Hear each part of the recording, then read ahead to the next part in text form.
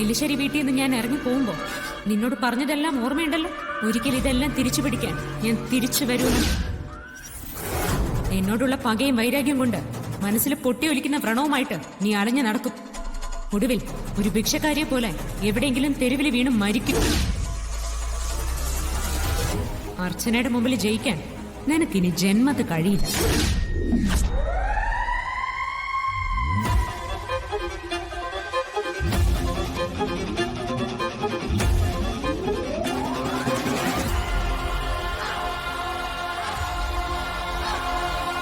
എന്തു പറ്റി? എന്തിനെങ്കിലും മൂഡ് ഓഫ് ആയിരിക്കുന്നേ? ഇതെന്തെങ്കിലും കണ്ണു കഴിച്ച് നോക്കുന്നേ? സാധാരണ എപ്പോഴും നല്ല ഉത്സാഹത്തോടെ ഇരിക്കുന്ന ആളാണല്ലോ. ഇപ്പതേ പേടിച്ച പോലെ. വല്ല ദുസ്വപ്നവും കണ്ടോ?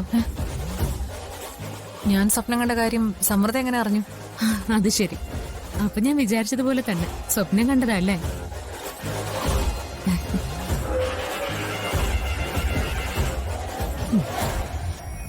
ആട്ടെ, എന്ത് ദുസ്വപ്നം കണ്ടേ? അതൊന്നും പറയാതിരിക്കുന്ന ഭേദം. ദുസ്വപ്നം മാത്രമല്ല, നാലുപാട് ഓരോരോ പ്രശ്നങ്ങളാ. ഒരു സമാധാനം കിട്ടുന്നില്ല. എന്റെ സമയം മോശമാണെന്ന് തോന്നുന്നു. ചെയ്തു കൂട്ടിയതിന്റെ ഫലം അനുഭവിക്കാതെ നിനക്ക് ഈ ഭൂമിയിൽ നിന്ന് കടന്നു പോകാൻ പറ്റില്ലല്ലോ.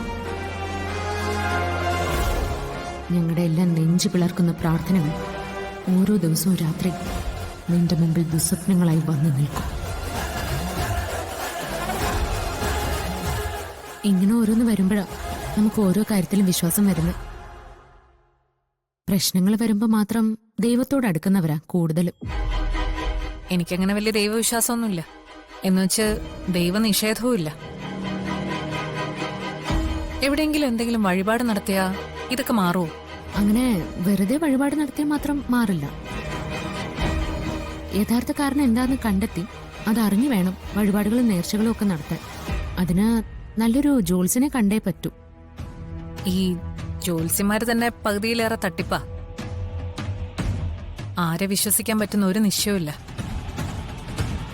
എന്നെ വിശ്വാസം ഉണ്ടെങ്കിൽ എനിക്ക് പരിചയമുള്ള ഒരാളുണ്ട്. പരിചയമുള്ള ഒരാളെ കാണുന്നതാ നല്ലത്.